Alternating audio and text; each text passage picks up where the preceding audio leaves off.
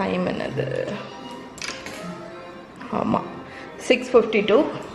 So நான் வந்து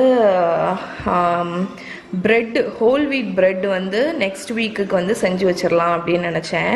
நான் ஆல்ரெடி உங்களுக்கு வந்து ஹோல் வீட் ப்ரெட் போட்டிருக்கேன். ஆனால் இந்த ப்ரெட்டுக்கு என்ன டிஃப்ரென்ஸ்ன்னு பார்த்தீங்கன்னா, இந்த ப்ரெட் வந்து பயங்கர சாஃப்டாக இருக்கும். ஆனால் இதுக்கு மைதா மாவு எதுவுமே தேவையில்லை, ஃபுல்லாக கோதுமை மாவு தான். ஆனால் இதில் நம்ம ஆட் பண்ணக்கூடிய ஒரு இன்க்ரீடியன்ட் என்னன்னு பார்த்தீங்கன்னா வைட்டல் வீட் gluten.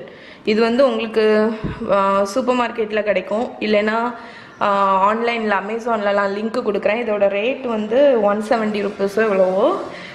ஸோ இதை நம்ம வந்து ஆட் பண்ண போகிறோம். ஸோ ஃபஸ்ட்டு வந்து வைட்டல் வீட் gluten-னா என்னன்னு சொல்லிடுறேன்.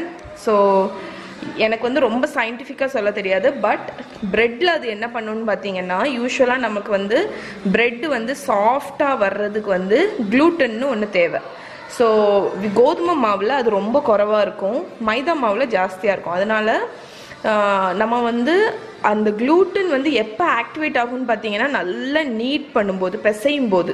அதனால தான் ப்ரெட்டை வந்து நல்லா பிசையணும்னு சொல்லுவாங்க. அது பிசையும் போது தான் உங்களுக்கு வந்து அது வந்து ஒரு மாதிரி ஸ்ட்ரெச்சியாக சாஃப்டாக சூயியாக கிடைக்கும். கேக்குக்கு வந்து மாவை ரொம்ப பீட் பண்ணக்கூடாதுன்னு சொல்லுவாங்க, ஏன்னா அதில் gluten ஆக்டிவேட் ஆகக்கூடாது. அப்போ தான் வந்து உங்களுக்கு டெண்டராக கிடைக்கும், சாஃப்டாகிட்டு. ப்ரெட்டுக்குள்ள சாஃப்ட்னஸ் வேறு, கேக்குக்குள்ள சாஃப்ட்னஸ் வேறு. ஓகே, உங்களுக்கு புரியுதுன்னு நினைக்கிறேன். ஸோ ப்ரெட்டுக்கு வந்து அதுக்கு தான் நம்ம நிறைய நேரம் நீட் பண்ணுறோம். ஆனால் எவ்வளவு தான் நீங்கள் நீட் பண்ணாலுமே ஹோல் வீட் ப்ரெட் பண்ணும்போது உங்களுக்கு வந்து சாஃப்ட்னஸ் வந்து அந்தளவுக்கு வராது, கொஞ்சம் டென்ஸாக ஹெவியாக தான் இருக்கும் அந்த ப்ரெட்டு. அது ஏன்னு பார்த்தீங்கன்னா, அதில் gluten வந்து ரொம்ப குறைவு. நீங்கள் கடையில் வாங்கக்கூடிய ப்ரெட்டில் 100% அன்லஸ் அது ரொம்ப ஸ்பெஷாலிட்டி ப்ரெட்டாக இருந்துச்சுன்னா தவிர, ஹோல் வீட் ப்ரெட்டுன்னு பேக்கரியில் நீங்கள் வாங்குறது சாஃப்டாக இருந்துச்சுன்னா அதில் வந்து மைதா மாவை ஆட் பண்ணியிருப்பாங்க.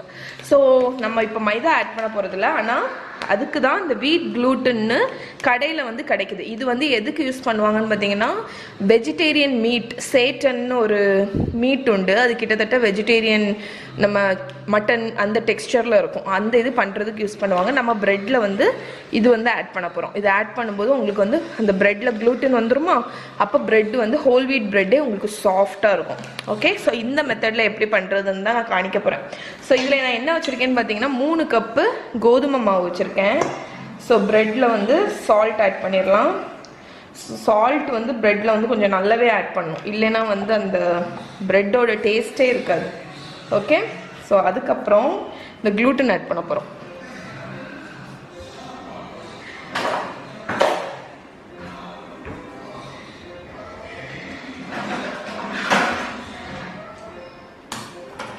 ஸோ 3 கப்பு கோதுமை மாவு வச்சுருக்கேன். இந்த gluten வந்து உங்களுக்கு ரொம்பலாம் தேவையில்லை. நான் ஒரு 2 டேபிள் ஸ்பூன் ஆட் பண்ண போகிறேன்.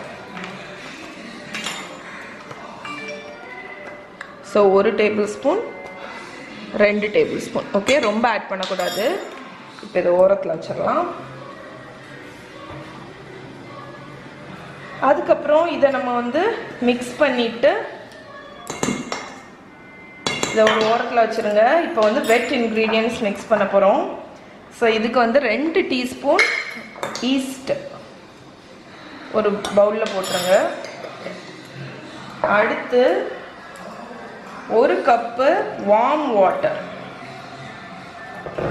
ஸோ லேஸ் சூடாக இருக்கணும் தண்ணி, ரொம்ப ஹாட்டாக இருந்தால் ஈஸ்ட் வந்து செத்துரும். வார்ம் வாட்டர் ஊற்றிட்டு இதில் வந்து ஹனி விட போகிறோம். ஸோ நீங்கள் ஹனி இல்லைன்னா சுகர் கூட யூஸ் பண்ணிக்கலாம்.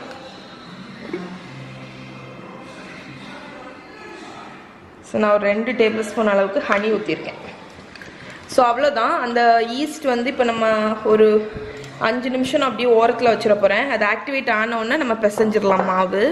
ஸோ ஈஸ்ட் வந்து ஆக்டிவேட் ஆகிடுச்சுன்னு தெரிகிறது வந்து இப்படி தான். இது வந்து மேலே இப்படி ஃபோமியாக வந்தால் மட்டும்தான் ஆக்டிவேட் ஆகிருக்குன்னு அர்த்தம்.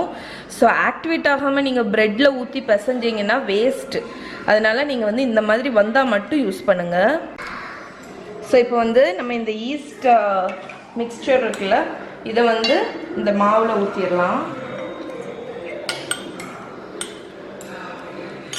ஸோ இப்போ வந்து இதை வந்து நல்லா பிசைஞ்சிடலாம்.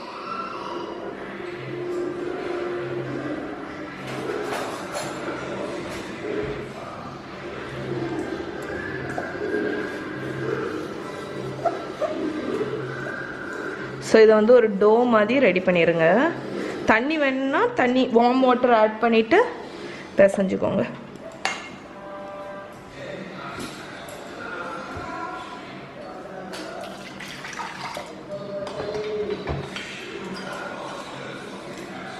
ஸோ நான் கொஞ்சமாக தண்ணி ஊற்றிக்கிறேன்.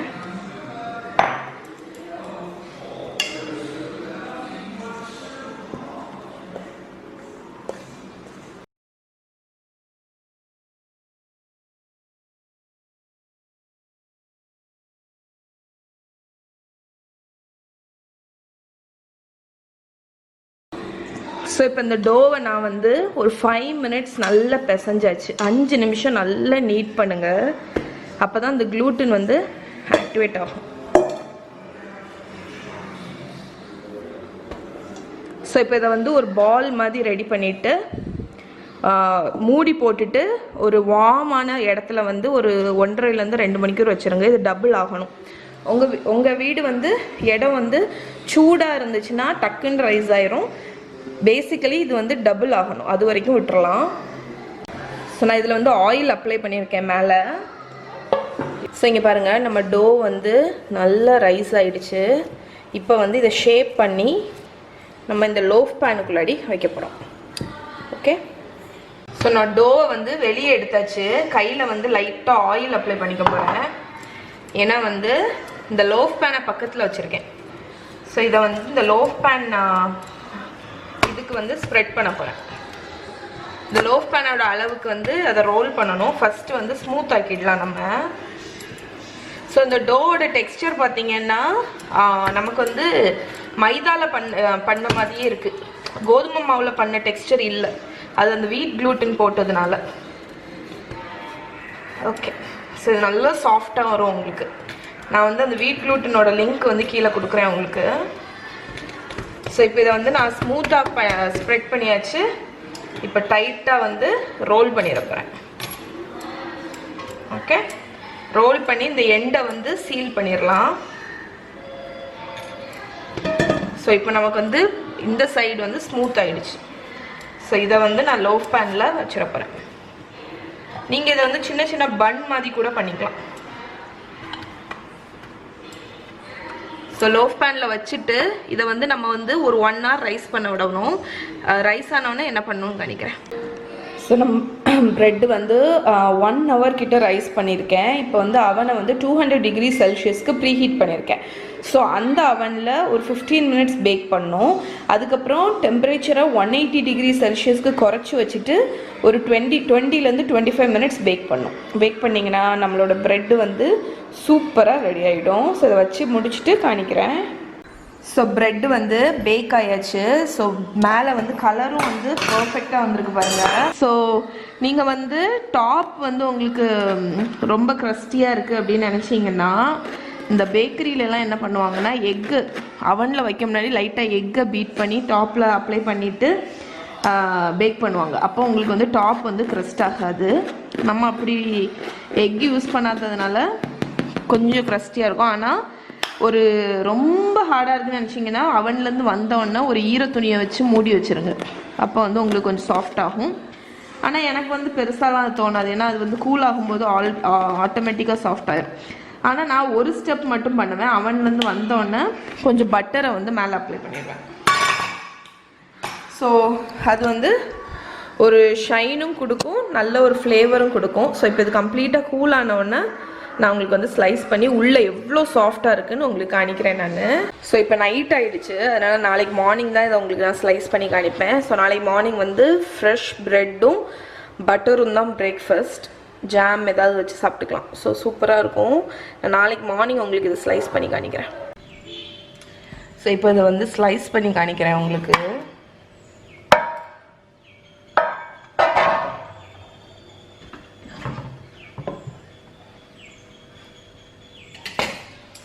ஸோ ஃபஸ்ட்டு வந்து ப்ரெட்டு எப்படி இருக்குது பாருங்கள். நான் உங்கள்கிட்ட சொன்னேன் தெரியுமா, மேலே வந்து நான் பட்டர் அப்ளை பண்ணிவிட்டு ஒரு துணியை வச்சு மூடி வச்சுட்டேன். ஸோ அந்த மேலே இந்த ஹார்டாக ஒரு க்ரஸ்ட் வந்துச்சுல, அது போயிடுச்சு பாருங்கள். அதனால தான் சொன்னேன், கூல் ஆகும்போது நம்ம ஒரு துணியை வச்சு சூடாக இருக்கும்போதே வெளியே எடுத்தோன்னு மூடி வச்சுட்டோன்னா உங்களுக்கு வந்து மேலே க்ரஸ்ட்டு வந்து சாஃப்டாக இருக்கும். இப்போ இதை ஸ்லைஸ் பண்ணிடலாம்.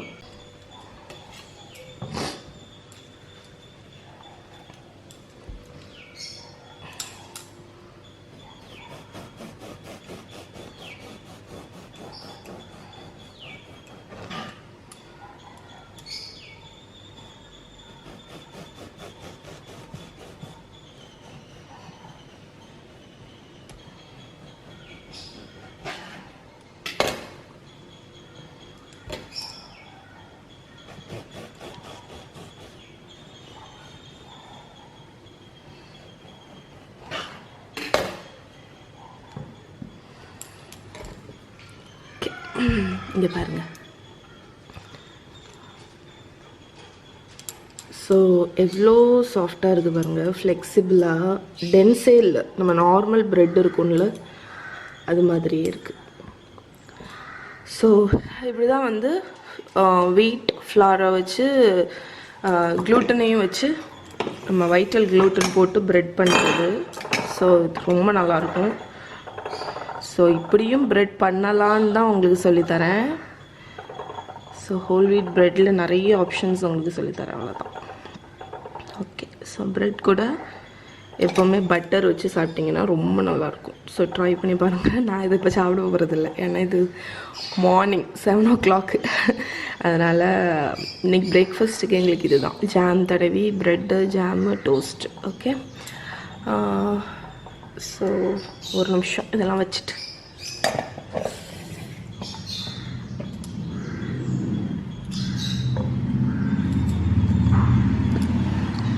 ஓகே. ஸோ இந்த விலாக் உங்களுக்கு கண்டிப்பாக பிடிச்சிருக்குன்னு நினைக்கிறேன். ஸோ இதோடு இன்றைக்கி வீடியோ முடிச்சுக்கிறேன். இன்னொரு வீடியோவில் உங்களை மீட் பண்ணுறேன். பாய்.